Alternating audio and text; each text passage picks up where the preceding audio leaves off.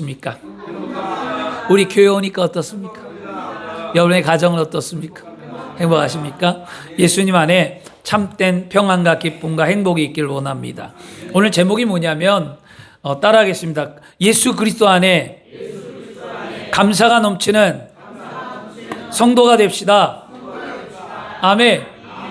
감사가 넘치는 성도가 되라 그랬는데 오늘 말씀을 통해서 그러면 뭘 할 거냐면 나는 감사가 넘치는 성도인가, 아니면 나는 감사가 있는 성도인가, 아니면 나는 감사가 아예 없는 성도인가, 여러분이 스스로 자신을 판단하고 오늘도 말씀을 듣고 내가 부족한 게 이거구나, 내가 더 나아져야지 라고 믿음의 고백을 하시길 바라고요. 또 내가 이렇게 하나님을 사랑하고 있구나, 내가 정말 이런 감사가 있네 라고 깨달으며 더 큰 은혜의 감사가 넘쳐나야 될 줄 믿습니다. 말씀은 바로 그런 거였어요. 그러면 오늘 여러분 성경을 보면 뭘 보라 그랬어요?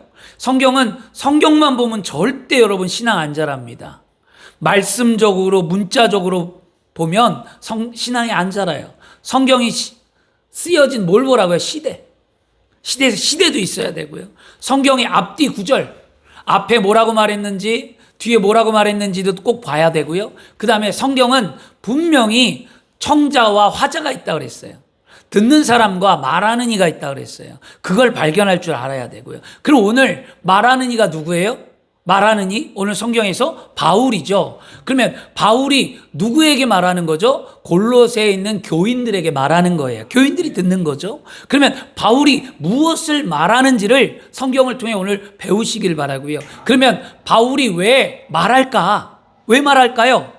그 시대가 있다라는 거예요. 말할 수밖에 없었던 그 이유가 존재한다는 거예요, 성경에. 그러면 골로새가 도대체 어떤 교회고 바울은 골로새 교인들에게 무엇을 말하려고 할까요? 오늘 말씀드렸듯이 기록한 사람은 사도 바울이고 수신자는 골로새 교회에 있는 성도고, 그 성도에게 그 수신을 책을 전달해 준 자가 누구예요? 에바브로예요. 에바브라가 주었습니다. 그러면 골로새 교회는 잘 보세요. 골로새 교회는 사도 바울이 세웠을까요? 다른 사람이 세웠을까요? 분명히 아셔야만 합니다. 다른 사람이 세웠어요. 바울 서신은 맞아요. 바울이 썼어요. 그러나 골로새 교회는 바울이 세운 교회가 아니라 오늘 여기에 등장하는 에바브라라는 사람이 세웠어요. 에바브라가. 설립자는 에바브라고요. 그래서 뭐라고 얘기냐면 골로새 우리가 읽은 세서 1장 7절과 8절을 보세요. 1장 7절 8절에 분명히 말합니다. 이와 같이 우리와 함께한 종된 사랑하는 에바브라에게 너희가 뭐했다? 배웠나니 그는 너희를 위하여 그리스도의 신실한 일꾼이요 성령 안에서 너희 사랑을 우리에게 알린 자라. 배웠고 알렸대요. 누가요? 에바브라가 알렸다는 거. 그래서 에바브라를 통해 골로새 교회가 세워졌고요.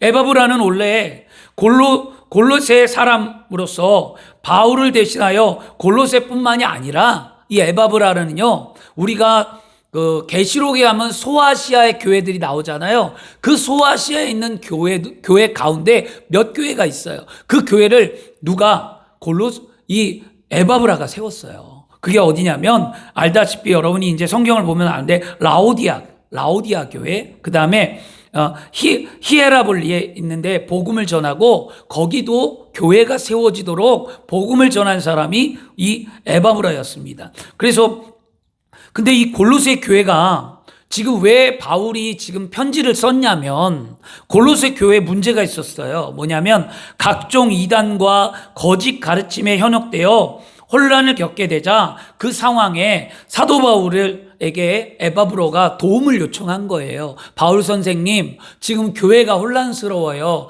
교회에 진리가 사라지고 교회에 이단 사상이 들어와서 교회가 힘든데 우리 성도들의 신앙을 바로잡아 줄 수 있도록 편지를 써달라는 거였어요. 그래서 어디서 썼느냐? 바울이 감옥에 갇혀 있을 때 편지를 썼어요. 그래서 옥중서신이라는 말을 쓰는 거예요. 감옥에 갇혀서 갈 수 없으니 내가 에바브라야, 내가 글을 써줄 테니까 그 글을 가지고 가서 교회 성도들에게 읽어주라. 그래서 옥중 서신이었어요. 그래서 바울이 옥에 갇혔을 때 쓴 책이 세 개예요, 성경에. 뭐냐면 에베소서, 그 다음에 골로소세, 그 다음에 빌립보서, 빌레몬서, 네 개, 빌레몬서까지 네 개를 옥중 서신이라고 말합니다. 바울이 서신을 기록한 당시 골로새 교회에 여러 형태의 이단이 있었는데 왜 그럼 이단이 생겼을까? 그냥 생겼을까요? 아니에요. 그냥 안 생겼고요. 이 골로새 지역이 한참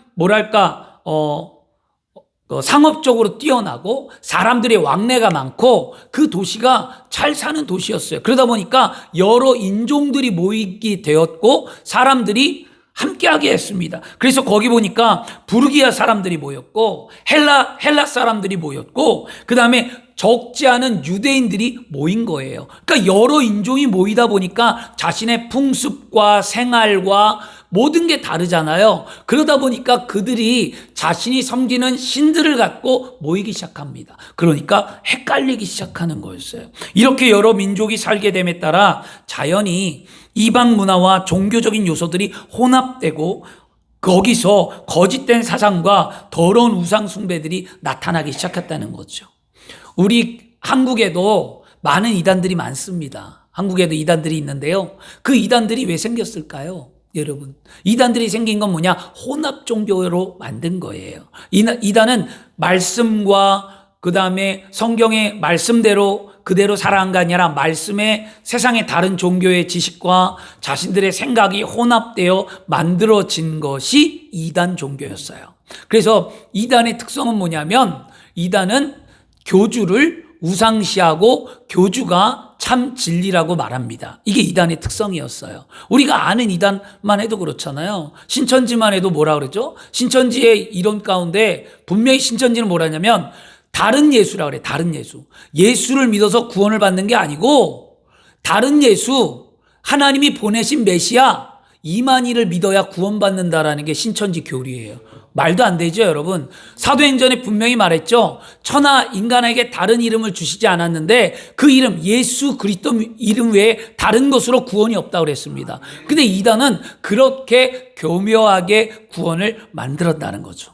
통일교도 마찬가지예요. 여러분, 통일교도 가정교회라고 해서 가정교회라고 세웠죠. 세상 사람들은 교회인 줄 알아요. 교회기 이름이 같기 때문에. 근데 통일교도 뭐라 그러냐면 문성명의를 통해서 구원받는다 그래요. 이게 잘못된 거거든요. 그러니까 우리는 분명히 알아야 되는데 이 골로새 교회에 이와 같이 이단들이 들어옴을 통해서 기독교인들이 흔들리기 시작했다는 거예요. 여러분, 우리의 신앙이 안 흔들리려면 뭐에 바로 서야 돼요? 말씀 앞에 바로 서야 돼요.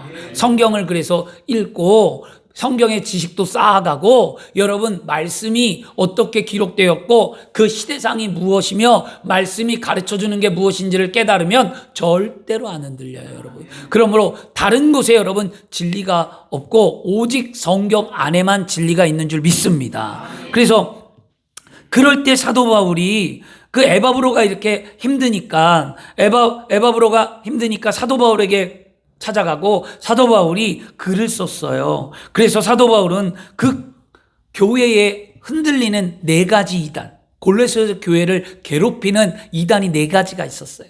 첫째는 뭐냐면 거짓 철학, 영지주의가 있었고요. 그 다음에 유대교의 율법주의가 있었고요. 그 다음에 천사를 숭배하는 신비주의가 있었고요. 그 다음에 금욕주의, 철저한 금욕주의, 이 네 가지가 골로새 교회 안에 퍼져서 예수를 믿는 그리스도인들의 신앙을 무너뜨리고 있었다는 거예요. 그럼 이 네 가지가 무엇이냐면 영지주의는, 거짓 철학 영지주의는 물질은 악한 것이라고 주장하며 예수님의 성육신을 부인하고 뭐라 그러냐면 성육신을 부인하고 지식이 있어야 구원을 받는다는 게 영지주의예요. 여러분, 절대 여러분 이성으로 구원 못 받습니다. 이성으로 논리로 하나님의 말씀을 이성과 논리로 여러분 알려고 하고 이성과 논리로만 따지면 그거는 구원에 이르지 못한다라는 이 영주주의가 그랬어요. 그리고요, 유대교의 율법적인 건 뭐냐면 우리가 알다시피 유대교가 예수 그리스도의 그리스도의 십자가의 은혜를 왜 메시아를 인정하지 않고 그 구원에서 힘들었느냐? 유대인들은 뭐라 그러죠? 할례를 받아야 된다 그래요. 육체적인 할례. 육체적인 할례의 증거. 육체적으로 할례라는 것은 오늘날 말하면 포경수술이었어요. 그 당시에 할례라는 그 의미가 포경수술하고 할례를 받은 자만이 구원받는다라는 거예요. 그런데 예수님이 이 땅에 와서 그 율법의 할례를 철폐했는데도 불구하고 유대인들은 그렇게 해야만 구원을 받는다라는 거예요. 여러분, 구원은 예수를 믿어서 받는 거잖아요. 그런 어려움이 있었고요. 그 다음에 또 하나는 천사를 숭배하는 신비주의는 누구냐면 그렇게 얘기합니다. 우리가 아무리 기도해도 우리의 기도를 천사가 하나님 앞에 올려보내지 않으면 그 기도는 응답되지 않는다라는 거예요. 그래서 하나님과 우리 사이에 천사가 있는데 그 천사를 믿어야 된다라는 게 이 천사 숭배 신비주의자였습니다. 여러분, 하나님과 사람 사이의 중보자는 예수 그리스도 한 분밖에 없습니다. 그러므로 우리는 예수 이름으로 기도할 때 응답받고 예수 이름으로 기도할 때 하나님의 은혜가 우리 가운데 있는 거예요. 천사가 그걸 하는 게 아니거든요. 근데 그 당시에 그런 것들이 있었다는 거예요. 그리고 또 그 당시에 뭐냐면 철저한 금욕주의자들이 있었어요. 금욕주의자가 뭐냐면 맛보지 말라, 만지지 말라, 성경에 말하는 율법 있잖아요. 성경에 이것은 뭐 음식이 성경에 보면은 레위기나 모세 오경에 보면 하나님이 준 율법들이 있어요. 먹지 말라는 음식이 있고 어떻게 행하지 말라는 규범들이 있고 그것을 구약의 율법을 따라 금욕주의를 살아가는 거예요. 이게 옳다는 거예요. 먹지 말라. 난 안 먹는다는 거예요. 여러분들이 안 먹는 거, 율법대로 안 먹는 거 여러분의 신앙이에요. 근데 그것을 누구에게 강요하면 안 돼요. 여러분. 그거는 이 당시에도 이런 금욕주의자들 때문에 교회가 혼란스러웠다는 거예요. 이게 맞다라는 거예요. 그게 아니거든요, 여러분. 장로님하고도 잠깐 얘기는 했지만 여러분, 돼지고기, 성경은 돼지고기 먹지 말라고 합니다. 왜 먹지 말라고 그럴까요? 성경에서 돼지를 먹지 말라는 이유를 아세요? 그냥 부정한 음식이라고 생각하고 먹지 말라는 거 할까요? 아니요. 돼지를 먹지 말라는 건 두 가지 이유가 있었습니다. 첫째는 뭐냐? 돼지는 우상에게 바쳐지는 음식이었기 때문에 먹지 말라고 그랬고요. 또 하나는 돼지는 더러운 동물이에요. 왜냐하면 돼지가 절대 깨끗하지 않습니다. 똥바닥에 뒹굴고 더럽기 때문에 그 더러운 돼지 음식을 먹으면 뭐예요? 인간이 병드니까 하나님이 그 돼지 더러운 음식을 먹고 인간이 병들고 고통받고 힘든 걸 원하지 않기에 먹지 말라고 했던 거예요. 이 두 가지 의미가 있었던 거예요. 그 당시에. 근데 지금은 돼지가 깨끗하잖아요. 그 지금은 여러분, 돼지가 우상에게 안 바쳐지잖아요. 그러니까 우리가 먹는데 아무 지장이 없잖아요. 그렇기 때문에 여러분, 그러면 내가 구약의 율법을 따라 살길 원해요. 그거는 본인의 신앙이에요. 근데 그게 옳다고 해갖고 다른 사람에게 막 하면 그러면 우리는 뭐 해야 될까요? 여러분, 십계명 다 지키고 살아야 돼요. 우리 십계명 100% 다 지켜요? 못 지켜요. 우린 다 죄인이에요. 그러니까 여러분, 우리는 그리스도 안에서 어떻게 믿음의 삶을 살까 잘 판단하고 여러분이 보시길 바랍니다. 이렇게 이 사상들이 교회 안에 있다 보니까 이 골로새 교회가 너무 시끄러운 거예요. 여러분, 자신들의 주장이 옳다고 말하는 자들이 많은 거죠. 교회는 자신의 주장이 옳다고 말하는 자들이 많을수록 교회는 시끄러워요. 그래서 이 에바브라가 누구냐면 이 골로새 교회의 담임 목사예요. 근데 골로새 교회 담임 목사의 말을 이 골로새 교회 성도들이 따르지 않았다라는 거예요. 에바브라가 가르쳐 줬어요. 아니다, 이렇게 하라고 했는데도 그게 아니고 에바브라 사도님 이게 맞습니다라고 자기 주장만 얘기하는 거예요. 리더자를 따라가지 않는 거예요. 그러면 뭐 할까요? 시끄럽죠. 분쟁이 생기고 싸움과 다툼이 생기죠. 그렇게 해서 어려움이 있었다. 이런 시대, 이런 상황 속에서 사도 바울이 말하고자 하는 게 뭐냐? 골로새 교회에 사도 바울은 예수 그리스도께서 만유의 주가 되시며 그리스도만이 구원자고 만물의 근원이신 하나님이라는 거예요. 그리고 예수 그리스도를 통해서만 구원의 길이 있으니 다른 것을 믿지 말고 신앙생활 하라고 바울은 골로새 교회에 편지했고요. 그 다음에 바울은 이단으로부터 교회의 성도들이 믿음의 올바른 터전 위에 굳게 서서 하나님의 창조의 섭리와 목적대로 삶을 살기를 원해서 썼다는 거예요. 이런 상황 속에서 근데 이제 상황을 다 아셨죠? 근데 이런 상황 속에서 사도 바울이 골로새 교회 편지할 때 뭐라고 얘기했습니까? 감사하대요. 저는 이 골로새를 읽으면서 사도 바울은 도대체 왜 어려운 환경에 놓여 있고 에바브라가 힘들어하고 교회에 분쟁이 있고 성도들이 이렇게 어려운데 어떻게 사도 바울은 골로새 교인들에게 감사하다고 말했을까? 이 이유를 한번 찾아본 거예요. 그 이유를 봤더니 오늘 1장 4절에 뭐라고 얘기하면 1장 4절에 이렇게 말합니다. 이는 그리스도 예수 안에 너희의 믿음과 모든 성도에 대한 사랑을 들었습니다. 뭘 들었어요? 믿음과 사랑에 대해서 들어서 감사하대요. 그래서 바울은 골로새 성도들의 믿음에 대한 감사예요. 믿음에 대한 감사. 저도 여러분의 믿음에 대해 정말 감사합니다. 올해 한 해 뒤돌아볼 때 사도 바울은 골로새 교인들이 예수 그리스도 안에서 주님과 1대1의 인격적인 만남을 통해 체험적인 신앙을 살아가고 있음에 감사했습니다. 그뿐만 아니라 예수님을 지식적으로나 이성적으로 받아들이지 않고 예수 그리스도를 성령의 은혜로 말미암아 성령의 충만함을 받고 성령으로 말미암아 구원을 얻은 그들의 신앙이 아름답다는 거예요. 여러분, 우리 구원 어떻게 받았어요? 내가 예수 믿어서 받았나요? 여러분이 나왔어요? 여러분이 고백해서 받았어요? 아니에요. 예수를 믿는 것은요, 내 안에 성령님이 나를 예수 믿게 한 거예요.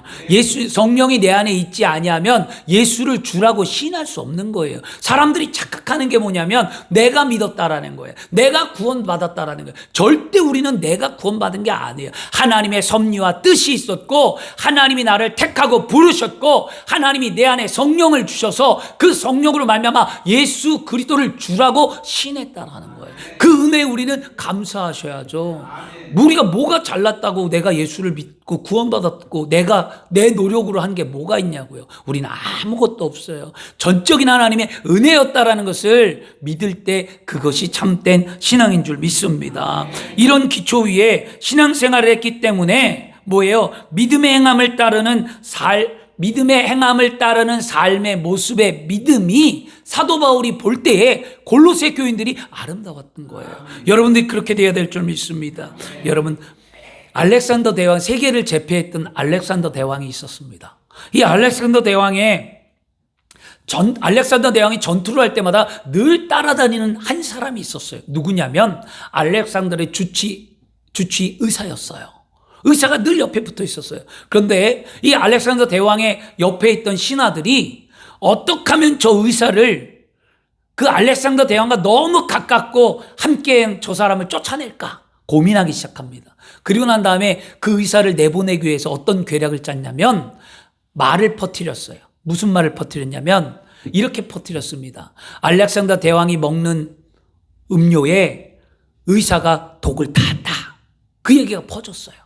그리고 아침에 오찬이 되었습니다. 오찬이 돼서 사람들이 모였을 때 알렉산더 대왕이 사람들에게 말합니다. 의사가 나의 주치의가 내가 먹는 지금 오찬의 음료에 독을 탔다고 했는데 여러분 그렇게 생각하냐고 물어봐요. 그러니까 그들이 그렇다라는 거예요. 그 이야기가 맞지 않냐? 아니면 의심을 한번 해봐야 되지 않을까요? 그래도 의심을 해보자라는 취지였어요. 그런데 알렉산더 대왕은 단호했습니다. 자, 그러면 내가 이 음료수를 먹어보겠다. 그리고 그 모든 사람 앞에서 그 잔을 들어 그 음료를 마셨다라는 거예요. 그게 뭐예요? 알렉산더 대왕은 의사를 믿고 신뢰했다는 거예요. 여러분, 믿고 신뢰하면 다른 주변의 소리를 들으면 안 돼요. 여러분, 제가 예전에 상담받았을 때 어떤 일이 있었냐면 아내와 부부인데 남편이 바람이 났다는 거예요. 이 성도가 이제 목사님 큰일 났어요. 내 남편이 바람이 났다는 거예요. 그래서 제가 그랬어요. 어떻게 아세요? 그랬더니 누가 봤대. 지나가다가 남편이 그 어느 무슨 여관에 들어간 걸 봤다는 거야. 그래서 그 사람이 봤대요. 그러면 그 사람 말을 어떻게 신뢰해요? 어떻게 믿어요? 그랬더니 나랑 절친이라 믿는데 나한테 그런 말 할 사람은 그 사람밖에 없대. 가르쳐준 사람이 봤다는 거예요. 그래서 그러면 본인이 직접 보지 않았잖아요. 그러니까 그렇더라. 물론 의심할 수는 있어요. 그 때문에 괴로울 수는 있어요. 그러나 단정 지을 수는 없잖아요. 확인 안 했잖아요. 그러면 그 남편이 그 여관에 다른 문제가 있어서 들어갔을지 어떻게 알겠냐고. 그래서 그거를 확인하고 그 다음에 해도 괴롭지 않지 않을까요? 왜 카타라 통신을 믿어서 삶이 고통스럽고 지옥 속에 살아가려고 합니까? 의심하지 말고 믿으세요. 남편을 믿으세요. 그랬더니 이렇게 얘기했어요. 남편이 전적이 있고 그건 과거잖아요. 지나간 것 때문에 의심하면 나만 병들어요. 그래서 성경은 그렇게 말하지 않습니다. 라고 기도해주고 가르쳐준 적이 있습니다. 여러분, 지나간 것 과거에 대해서 연연하지 마시고요. 그리고 믿으면 의심하지 마세요. 신앙도 마찬가지예요. 이와 마찬가지로 신앙도 단순하게 믿는 거예요. 여러분, 성경이 예수님에 관해 말한 모든 것을 믿는 사람은 영혼의 행복을 걸고 예수님을 신뢰하며 삶을 살아갈 수 있는 거예요. 그래서 영혼이 잘 되면 범사가 잘 되고 강건한 복이 있는 거잖아요. 믿을 때 은혜가 있고 은혜 속에 축복이 있는 거예요. 그런 믿음의 삶이 되기를 원합니다. 골로새 교인들은 예수 그리스도를 믿고 신뢰함을 통하여 행함에 있는 믿음을 살아감을 통해 사도 바울이 그 골로새 교인들을 뭐라는 거예요? 사랑한다는 거예요. 그런데 누구에게 사도 바울은 들은 거예요? 이 이야기를 그 골로새 교회의 담임 목사였던 에바브라에게 들은 거예요. 누가 성도를 잘 알까요? 담임 목사가 잘 알아요. 그러니까 그 말은 신뢰할 수 있었던 거죠. 그러면 두 번째는 뭐냐면 바울은 왜 감사했을까? 오늘 4절에 보니까 모든 성도에 대한 뭐가 있다? 사랑이 있었대요. 사랑이 있어서 감사한데 성도들의 믿음의 대상은 주님이지만 여러분의 믿음의 대상은 예수님이에요. 그러나 그 대상은 주님, 하나님, 성령과 더불어 물론 누굽니까? 형제, 자매여, 이웃이 포함되어야 된다는 거예요. 골로새 교인들은 하나님의 사랑에 감동되어서 형제, 자매를 사랑하고 더 나아가 이웃을 내 몸과 같이 사랑했기 때문에 말로만 사랑한 것이 아니라 행함과 섬김과 실천이 드러남을 통해 사도 바울은 감사하다는 거예요. 여러분 그런 믿음이 있습니까? 예수님을 잘 믿던 어떤 부부가 똑같이 꿈을 꾸었어요. 아내와 남편이. 여러분 꿈은 혼자 꾸는 게 아니에요. 꿈은 반복적으로 꾸거나 꿈은 남편이 꾼 꿈과 아내가 꾼 꿈이 맞으면 그건 하나님이 주시는 꿈이에요. 꿈은 두 번이 연속이 나와요. 어디서 나오죠? 요셉이 두 번 꿈을 꾸었어요. 똑같은 꿈. 내용만 다르지, 상황만 다르지 내용이 같았잖아요. 그러니까 여러분 응답받을 때는 그런 거고요. 꿈의 얘기를 할 때는 한 번 어설프게 꿈을 갖고 하나님이 주신 꿈과 비전이라고 절대 말하지 마세요. 내가 꿈을 꾸었는데, 내가 당신을 향해 꿈을 꾸었는데 이런 얘기 하지 마시고요. 두 번, 세 번 연거푸 꾸고 하나님이 내 입술을 열어 저 사람에게 나의 꿈의 이야기를 말하라고 할 때 말하시길 바랍니다. 성경의 선지자들은 하나님 앞에 환상과 꿈을 받고 하나님이 뭐라고 그러냐면 너는 내 대언자가 되고 너는 나가서 선포하라고 할 때 이사야가 말했고 에레미야가 가서 말했던 거였어요. 그러면 우리는 왜 섣불리 말하는지 모르겠어요. 꿈꾼 이야기를 그냥 얘기해요. 내가 꿈을 꾸었더니 남편이 이렇더라. 내가 꿈을 꾸었더니 당신의 자녀가 이렇더라. 내가 꿈을 꾸었더니 이게 누가 그런 줄 아십니까? 지역장이나 구역장들이 그래요. 지역장 되고 구역장 되면 성도들한테 꿈꾼 이야기들만 해요. 말씀 이야기를 해야죠.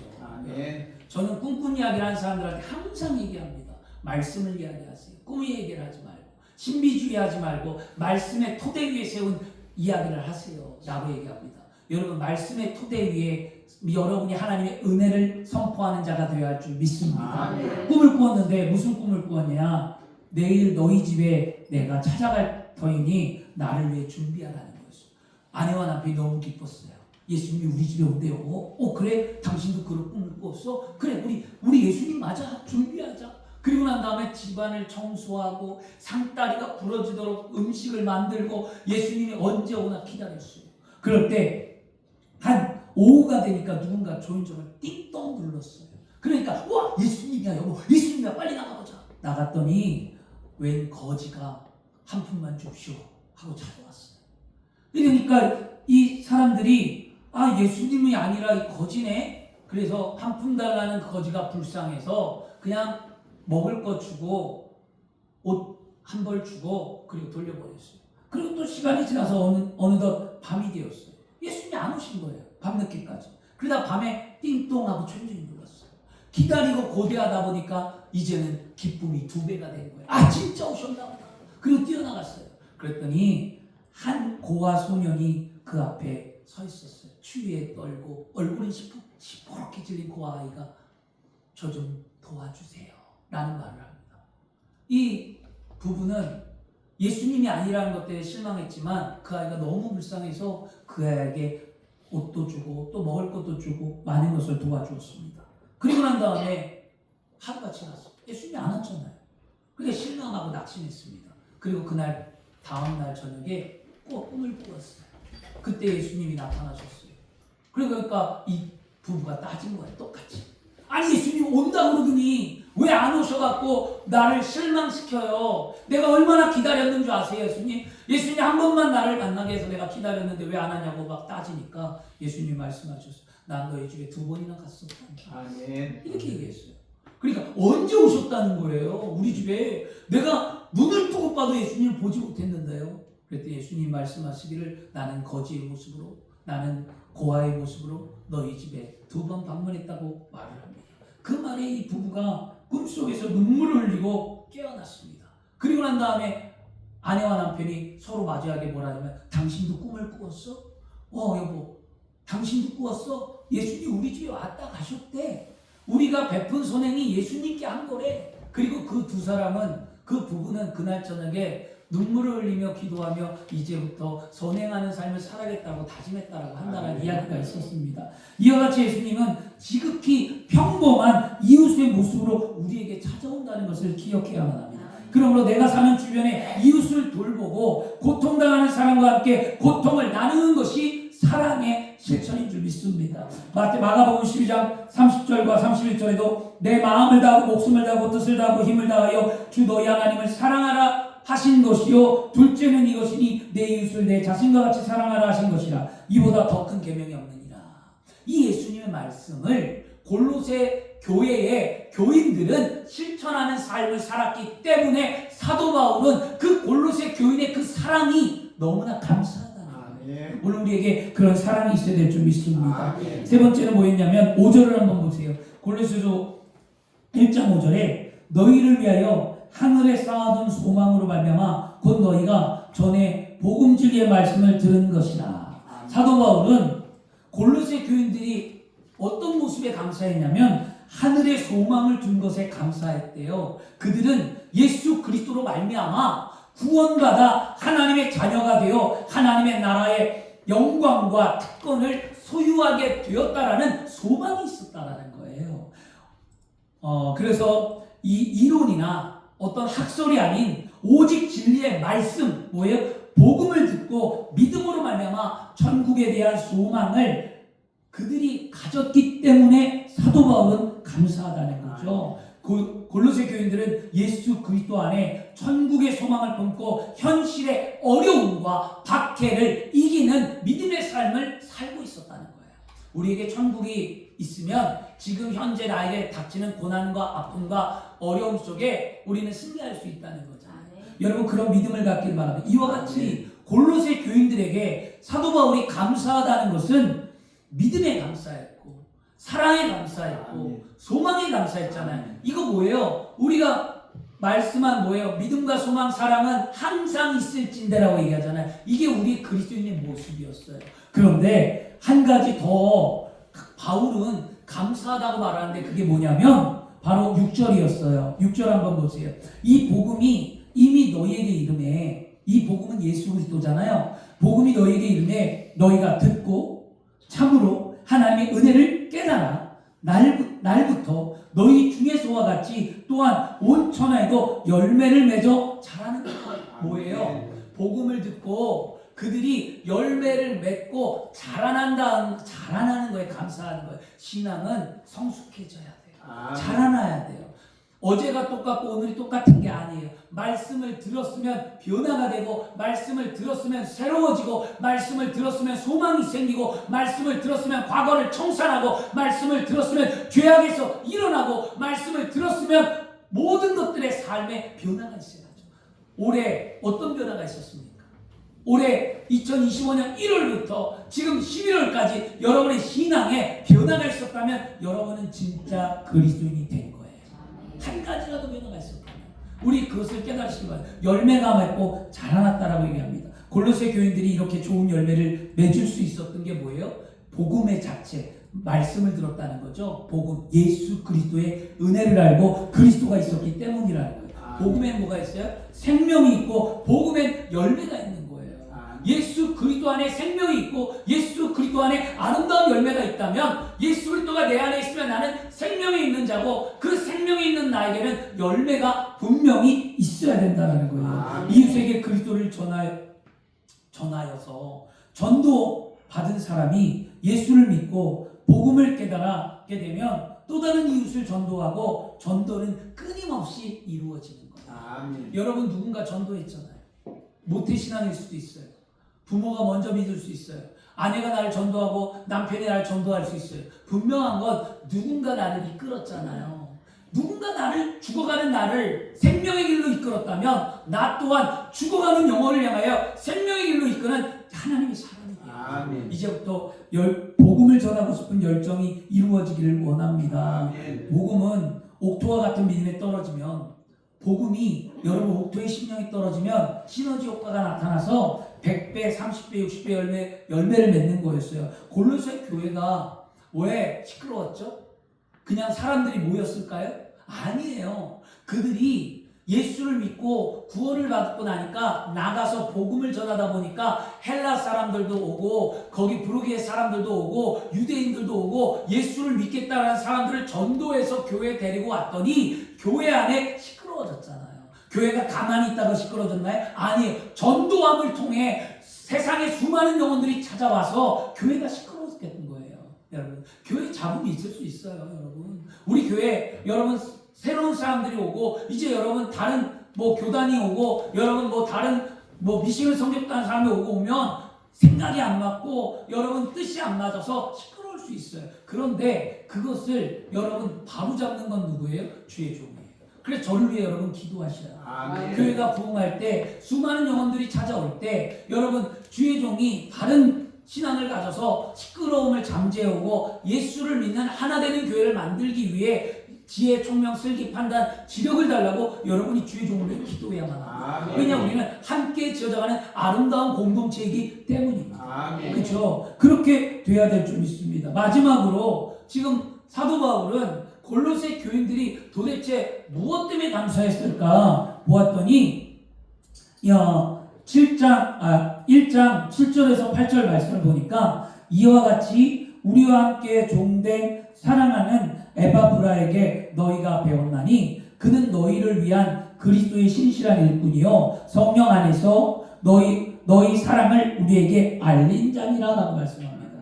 앞에서 언급했던 것처럼 에바브라는 골로새 교회의 담임 목사고요. 에바브라는 골로새 사람으로서 사도 바울이 두란노 서원에서 말씀을 증거할 때 그 말씀을 듣고 변화되어서 내가 살고 있는 지역에 가서 교회를 세운 게 에바브라였어요. 이 골로새 교회였어요. 사도행전 19장 9절과 10절에 가면 이런 말씀이 있습니다. 어떤 사람은 마음이 굳어 순종하지 않고 무리 앞에서 도를 비방하거늘 바울이 그들을 떠나 제자들을 따로 세우고 두란노 서원에서 날마다 강론하니, 바울이 두란노 서원에서 날마다 강론했습니다. 근데 몇 년 동안 했냐면 2년 동안 했다고 얘기해요. 2해 동안 이같이 하니 아시아에 사는 자는 유대인이나 헬라인이나 다 주의 말씀을 듣더라. 이 골로새가 어디예요? 소아시아예요. 아시아에 사는 그들이 듣는데 그 안에 누가 들었어요? 에바브라가 들었다는 거예요. 그러면 두란노 서원은 뭐냐면요, 바울이 에베소 회당에서 2년 동안 제자들에게 말씀을 가르친 장소가 두란노 서원인데, 이 두란노 서원은요 헬라의 철학 강단이에요. 철학을 말하는 강단인데, 철학을 말하는 강단이 끝난 이후에 그 두란노 서원을 빌려서 바울이 복음을 증거하고 하나님의 말씀을 강론했다라는 거였어요. 무려 2년 동안 에베소 교회를 설립한 것뿐만이 아니라 소아시아 일대에 복음이 전파되는 길에 이 두란노 서원이 큰 일을 했다라는 거예요. 그러면 복음은 어떻게 증거돼요? 말씀을 들을 때 증거돼요. 말씀을 듣고 변화된 자를 통해 복음이 증거되고 하나님의 나라와 교회가 세워진다는 거예요. 그러면 여러분이 말씀을 듣고 변화되어질 때에 우리 교회가 부흥하고 여러분의 삶이 달라지고 은혜가 넘쳐나는 거예요.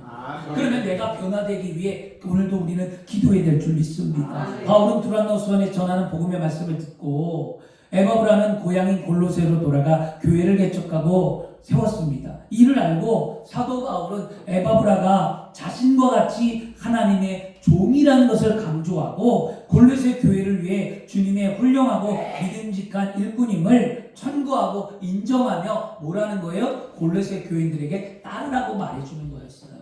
여러분, 에바브라는 바울에게 골로새 교인들의 다음과 같은 사랑을 전했는데, 그게 뭐냐면 그들의 사랑은 이거였습니다. 개인적인 동정이나 인간적인 교제에서 출발한 그들의 사랑이 아니라 우리 골로새 교인들의 사랑은 예수를 믿고 구원을 받고 그 구원 속에 성령이 주시는 은혜로 말미암아 세상을 사랑할 수 있는 하나님의 은혜로 말미암아 그들이 사랑을 실천했다. 그래서 그들이 그 사랑의 열매가 맺혀져서 에바브라도 감사하다라고 누구에게? 바울에게 말한 거예요.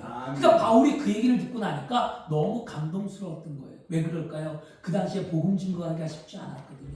교회가 세워지는 게 쉽지 않았거든요. 그런데 예수를 믿고 구원받은 자들 통해 복음이 증거되니 바울은 감사했던 거죠. 그래서 갈라디아서 5장 22절과 23절에 말씀합니다. 오직 성령의 열매는 사랑과 희락과 화평과 오래 참음과 자비와 양선과 충성과 온유와 절제니 이 같은 법을 금지할 법이 없다. 우리는 성령 충만함으로 성령의 열매를 맺는 하나님의 사람이 오늘 되기로 결정해야만 합니다. 주 안에 사랑하는 여러분, 우리는 반드시 예수 그리스도를 믿고 구원을 받아 하나님의 자녀가 된 이상 성령의 능력을 힘입어 말씀에 순종하여 열매를 맺는 그리스도인들이 다 되기를 축원합니다. 그럼 오늘 이제 결론이에요. 말씀을 들었어요. 생각해 볼까요? 우리 오늘 나는 어느 정도일까?